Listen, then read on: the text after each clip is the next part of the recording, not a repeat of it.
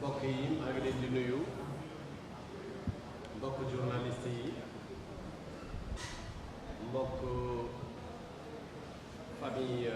presse bi yëpp maa ngi leen di nuyu ku ci ne ci turam ak santam di leen dalal jàmm fii ci Massalikul Jinaan di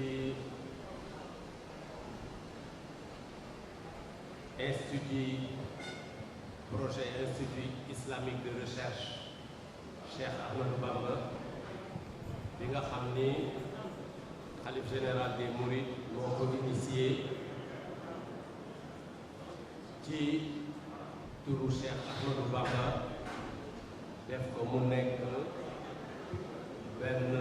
don pour toute la communauté islamique di leen jégalu ndax xam ngeen ni ñoo ngi ci en pleine finition nekk tamit ci préparatif yi nga xam ni mooy préparatifu accueil le khalife général des Mourides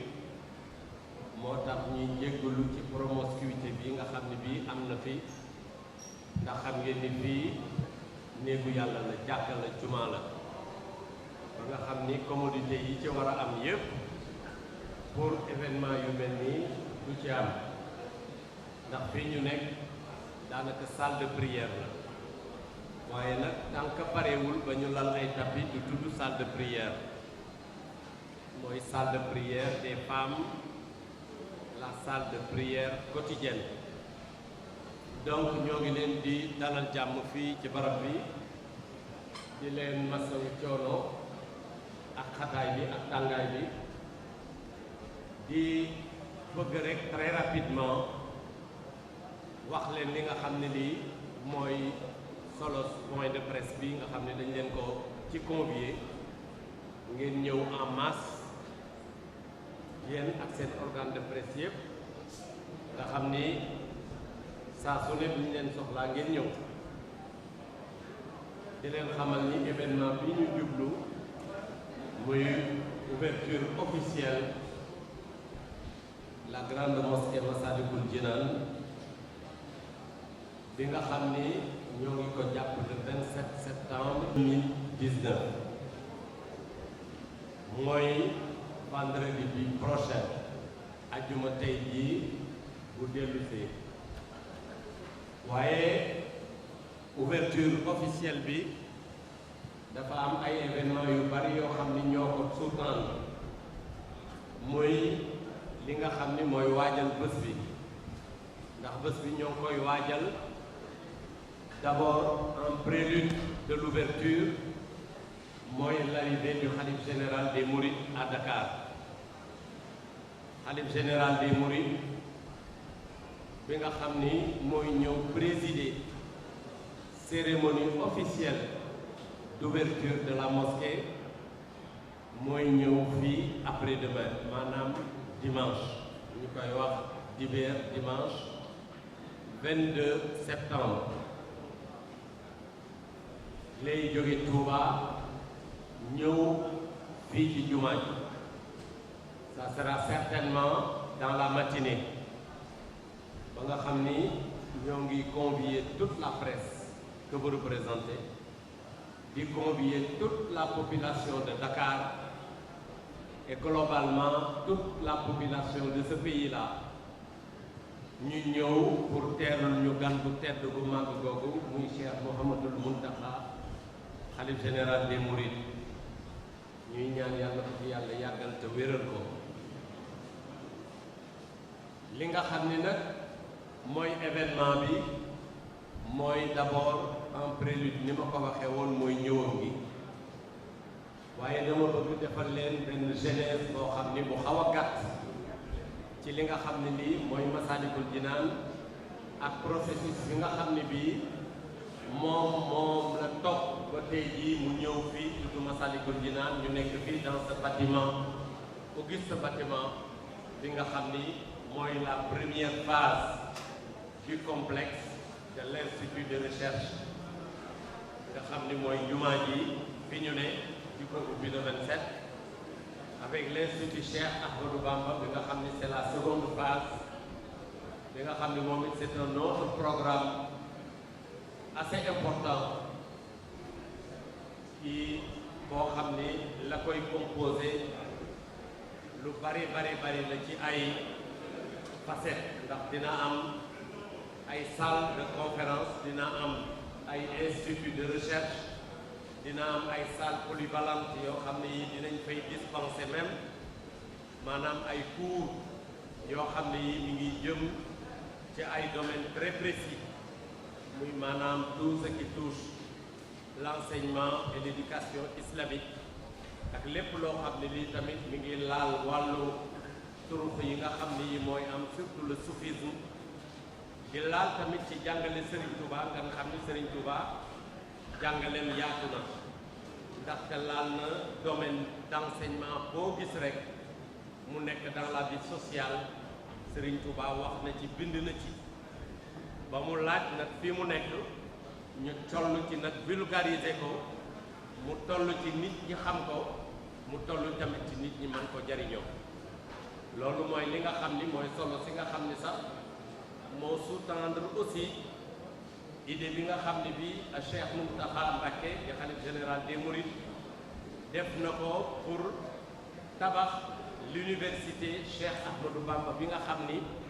dégg ngeen les travaux ba lancé nañ ko ba commencé nañ koo tabax fële ca Touba mu am un coût global de presque 37 milliards loolu day daal di nekk déjà loo xam ni foofa ci université bi ak fii ci Ndakaaru mu doon benn institut boo xam ne day nekk fii ci capitale bi dañuy daal di dugg ci benn académie boo xam ne bii académie Cheikh Ahmadou Bamba la boo xam ne bii sëriñ bi le khalife général des Mourides moo ko yoroon boppam mu nekk nag loo xam ne lii day loo xam ne xëy na bu fekkee am na lenn lu ñu ci regretter rek mooy yéex a ñëw bi mu yéex a ñëw parce que ñëpp xam nañ ni l'enseignement de Cheikh Ahmadou Bamba nekk na enseignement boo xam ne bii monde bi fii mu nekk la ko gën a soxla ndaxte ku nekk xam na ni monde bi mi ngi am ay jafe-jafe yoo xam ne yi multisectoriel te amul benn secteur boo xam ne bi suñu jàmbaar ji suñu yaakaar ji Cheikh Ahmadou Bamba Khadimu Rasoul bindu ci wax ci ba pare indi ci ay solution yoo xam ne yi bu ñu ko toppee defe naa suñu nekkin ci àddina dina mën a gën a baax parce que nit ñi dañuy faral di jam islam xamuñu ci l'islam lu dul benn face boo xam ne bii idées boo xam ne nit ñi nga xam ne du ñu jullit ñoo ko bëgg a coller l'islam ñoo ko bëgg a teg muy étiquette boo xam ne bii islam loolu taxu ko jóg ndaxte l'islam ni ko baat bi fu wundee mu nekk baatu jàmm donc lépp loo xam ne lii nekkul jàmm nekkul loo xam ne lii nit ñi dañ ko mën a jël mu daal di nekk ak ñoom doon viatique nekk ak ñoom ñu nekk ak moom di dund ak moom lu dul jàmm loolu l'islam doonu ci dara kon il est temps ñu xam enseignement Cheikh Ahmadou Bamba ak ñi nga xam ne ñi c'est ses contemporains ak ñi nga xam ne ñi ñoo ko fi jiitu woon ba dem dans ci lu yàgg nga xam ne de grands penseurs bind nañ ko ci loo xam ne lii rek mooy li nga xam ne lii mooy teeyal dunduk doomu aadama loolu nag moom la ñu naan fii nga xam ne ça sera la deuxième phase au niveau de ce complexe là mu daal di nekk l'institut de recherche islamique Cheikh Ahmadou Bamba jàkk ji nag ñu nga xam ne dañ ko def ci site bi nekk na site boo xam ne bii site boo xam ni l'État du Sénégal moo ko mettre à la disposition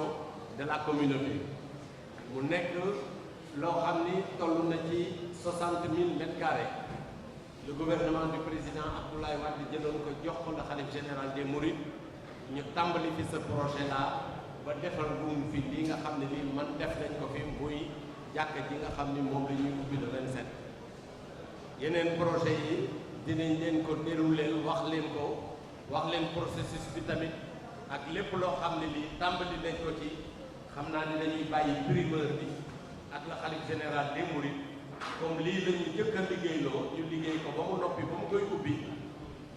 bu bu amee une seconde phase boo xam ne dañ ca war a dem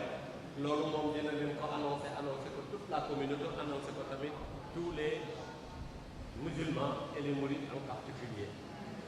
ñu jëm ni nag ci programme boobu comme je le disais tantôt mu nekk nag programme bu gudd xam naa ni jombul je laisse ça aux questions bu fekkee ne am na ñuy poser question sur le groupe global, sur la durée des travaux, sur aussi la complexité de l'ouvrage ba ñu mën a egsi fii pour ñu dugg rek pour mu mën a gaaw ndax mu ngi guddi ci programme bi nga xam ne dañ koy def kon phase bi nga xam ne bii mën nañ ko tudde muy phase bu njëkk bi mooy ñëw Serigne Mountakha fii ci Ndakaaru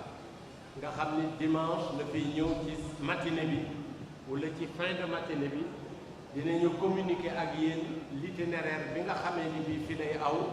ba bi muy ñëw fii ci Massalikul Jinaan bu fi ñëwee tamit il va faire la première visite ci jàkka ji dugg ci biir xool ni ñu ko liggéeyee nga xam ne moom daan na fi ñëw du yàgg waaye nag bi travaux finition yi accéléré léegi gëj na fi ça doit faire 2 ans mu ñëwee ñu présenté ko liggéey bi mu visité ko ba pare daal di wëlbatiku toog ak ñun ab diir bu fekkee ni taalibe yi mën nañ ko ziyaare ñu ziyaare ko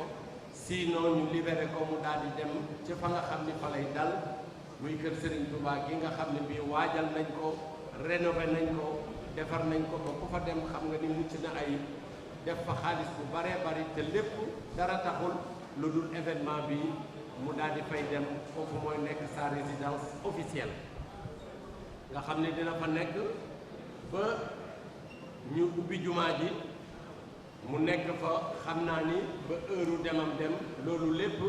bu fekkee ni ñëw na dinañu wax ak son protocole ak ñi nga xam ne ñoo ko yor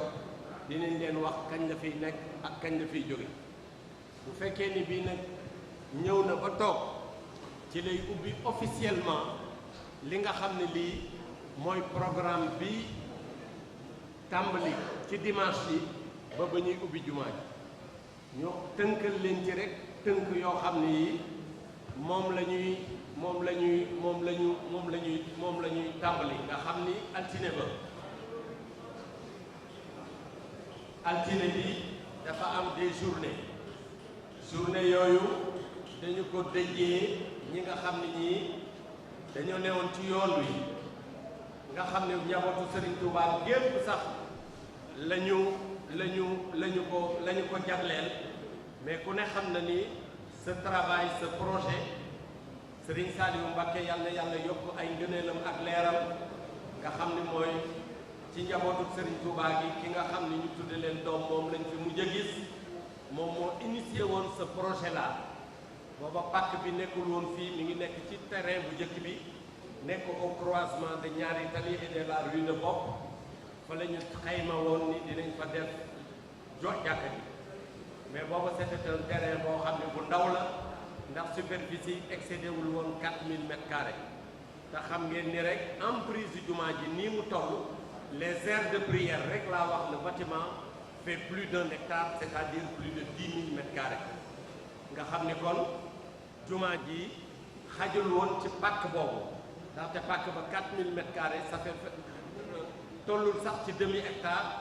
or l'emprise réelle de la mosquée et les salles de prière seen emprise bi ça fait 1 hectare nekk 10 000 mètres carrés bi nga xamee ni bii nag xayma nañ ko ci loolu ba teg fa première pierre bi ci la yàlla dogal ci ay dogalam Serigne Saliou Mbacké daal di fiy jóge ndax booba l'idée c'était de faire une extension du site parce que le président d'alors le président Ablaye Wade bëggoon na sax def extension bi mais dafa amoon ay incommodités yu fa amoon ba nga xam ne moo ñu empêché woon ci gàttal pour ne pas rentrer dans les détails ba nga xam ne bii mënuñu fa woon a implanter jumaa ji c'est en ce moment-là la ma woo instruire ma di ma na nga wut foo xam ne fii jàkka ji dina ci mën a nekk ci mbaaxu yàlla bi ñuy wut di wut ba ma gis terrain bi ci la ñu ko daal di jël une option bi ñu jëlee option bi booba c'est ci jamonoy xalifa sët bi nga xam ne moo jëkk a toog ci xalifa Sëñ Tuubaa yi muy Cheikh Mouhamadou Lamine Bara Falilou boobu moom moo ñëw xool terrain bu njëkk bi xool terrain bi instruire ma ni ma terrain pàkk bi fii la kon pàkk bi fii la ñuy def jumaa ji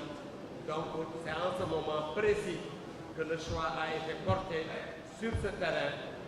ñu daal di nag commencer nag dugg dans le processus maintenant de construction de la mosquée bés bu njëkk boobu kon Serigne Saliou moomu lañ ko jagleel moom lañ ko jagleel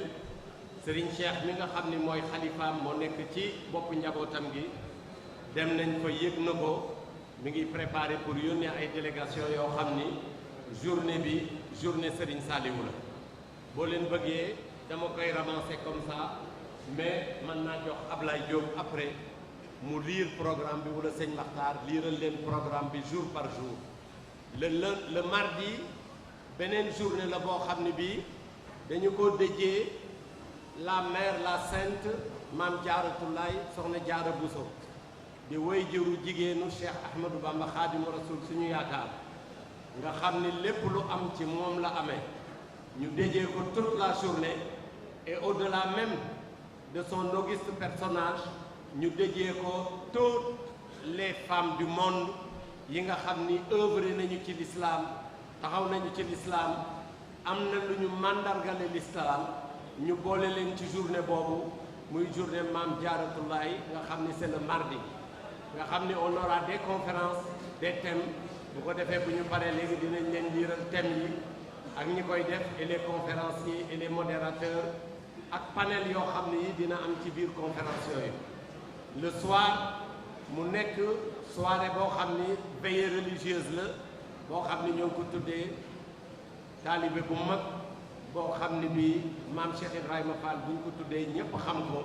ñu tuddee ko Babul Mouridine c'est-à-dire la porte de la Mouridia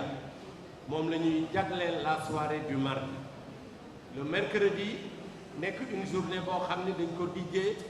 le premier xalif bi nga xam ni moom moo jëkk a toog doon xalifa Serigne Touba ba pare doon sëtam muy Cheikh Mouhamadou Lamine Bara Falilou bi nga xam ni mi ngi toog ci xilaafa gi en 2007 en décembre 2007 ba au mois de juin 2010 la fi jóge moom la ñu déjee journée boobu mu daal di nekk dans le même tempo nga xam ne nous aurons des conférences nous aurons des débats le matin et l'après-midi nga xam ni ci la ñuy waxtaane lu bari lu jëm ci ay thèmes yu variés yoo xam ne dinañ leen ko liiral am na en anglais am na en français am na tamit en wolof et am na aussi en arabe lépp def nañ ko dans un programme bi tamit dinañ leen ko distribuer après yéen toute la presse pour ngeen mën a suivre tous les jours lii xew ci journée yi ak ban heure lay xew ak fu muy xewee mais fi muy xewee lépp ci esplanade bi fii lañ koy defee ci Massalikul Jinaan le jour d'après mu tombé loolu mooy mercredi bi le lendemain du jeudi mu nekk journée boo xam ni journée bu chargé lay doon ndaxte journée bi ñoo ngi ko jagle sëñ Sidil Makhtar Mbacké nekk le deuxième petit-fils xalif général des Mourides nekk le 7e xalif de Serigne Touba bi nga xam ni l'effectivité des travaux de la mosquée Massalikul Jinaan ci moom la tàmbalee ba daanaka liggéey bi bëgg a noppi ci ay loxoom li ci des Serigne Mouhamadoul Mountakha eggale ko moom la ñu tuddee journée jeudi bi nga xam ni dinañ ci def tamit ay waxtaan ay conférence le matin ba nga ba midi 2 heures après midi bi Serigne bi day ñëw fii ci Massalikul Jinaan parce que dañ ci am un grand rassemblement boo xam ne bii dañ fiy def bayaan bi mooy c'est une déclaration boo xam ne bii sëriñ bi moo koy def avec un thème précis boo xam ne c'est un appel bu muy lancer toute la communauté internationale lancer ko particulièrement la communauté islamique et les Sénégalais globalement ak taalibey murid yi nga xam ne bayaan boobu dañ fi nekk à partir de 15 heures ba 18 heures nga xam ne y aura des discours bu sëriñ bi defee bayaanam ba pare dina am yeneen i discours yoo xam ne yi dinañ ko ci teg yoo xam ni Cheikh Mouhamadoul Bachir mi nga xam ni moo yor porte-parole bi dina ko ci def man mii jombul le coordonnateur dinaa ko ci def l'après-midi tamit ñu continuer bu loolu jeexee ñu continuer les conférences ci ngoon nga ñu def une grande veillée religieuse en prélude de l'ouverture de la mosquée le lendemain, le vendredi. Parce que vendredi bi sëriñ bi dafa ni buñ ci def benn manifestation le matin ndaxte ajjuma dafa xat et sacré nga xam ni bu ñu xëyee rek li ñuy itteewoo mooy naka la ñuy def ba ubbi jumaa ji bu ko defee ñu préparer la prière nga xam ni les invités yi nga xam ni sëriñ bi daf leen a invité ak yi nga xam ni le président de la république le président Macky Sall mi nga xam ni mooy ñëw tamit présider ouverture bi dina ñëw fekkee ouverture bi ak ñi nga xam ni daf leen a invité ñu daal di nag jublu ci